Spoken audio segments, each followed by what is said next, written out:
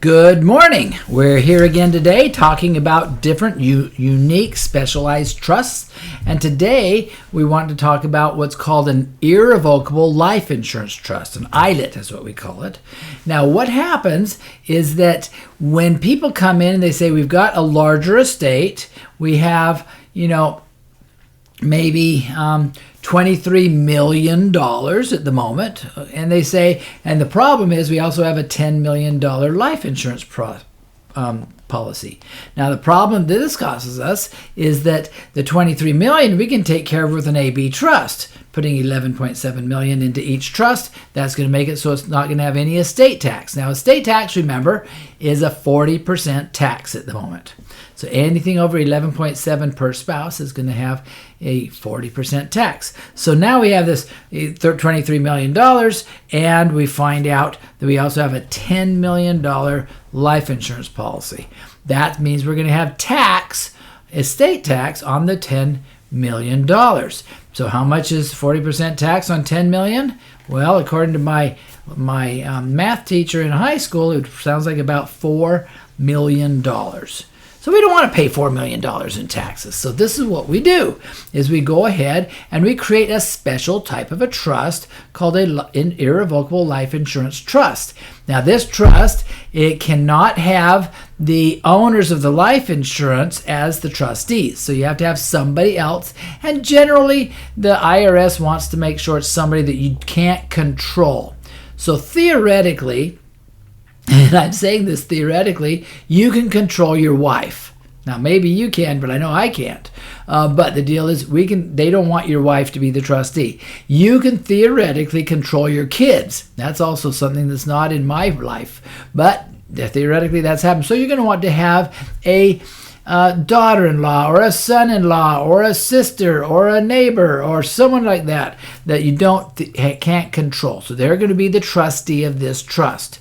Now what happens is we transfer the life insurance policy into the name of the trust. So now the trust owns the life insurance policy, and it is the beneficiary of the life insurance policy. Now what happens is that when you pass away, well actually let's talk about what happens before you pass away. So now what happens is that we want to make sure we pay those premiums. But if we pay those premiums personally, then there could be a tax issue, and they're going to pull it back into your state and possibly have that $4 million tax.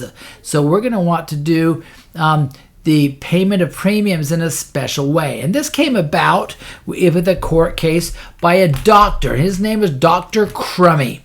Now, I'm not sure who's going to hire a guy named Dr. Crummy, but somebody did.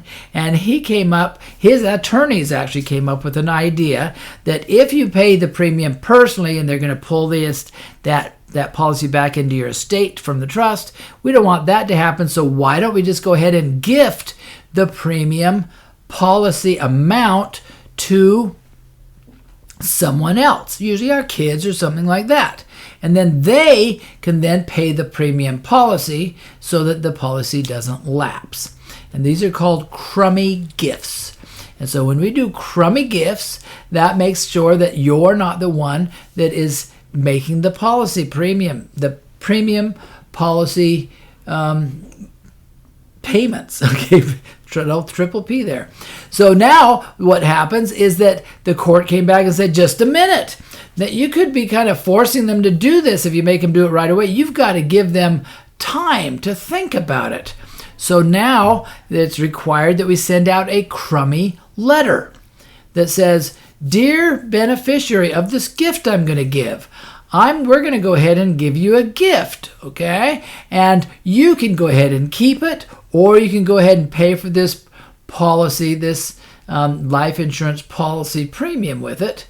It's your choice. And you have 30 days to go ahead. And if I don't hear back from you saying you want me to go ahead and transfer the premium amount to you, then I'm going to go ahead and use it to pay the premium on the life insurance. So by doing this, where we give them time, we do the crummy letter, we go ahead and make sure you're not paying directly, then we're going to go ahead and keep that from coming back into our estate. By doing this, we're able to take out a big chunk of the estate. In this case, almost a third of the total estate. It's no longer part of your estate, thus there's no estate tax on it. We save $4 million, and the premium still goes to our spouse or to our kids or to whatever charity that we've decided for it to go to. So this is a tool that we used to use a lot when we were able to only give away $1 million. But now that you have 11.7, not as many people need to use it anymore, but it's a valuable tool to reduce an estate tax in many cases. So if this applies to you, contact us and we'd be happy to talk to you more about it.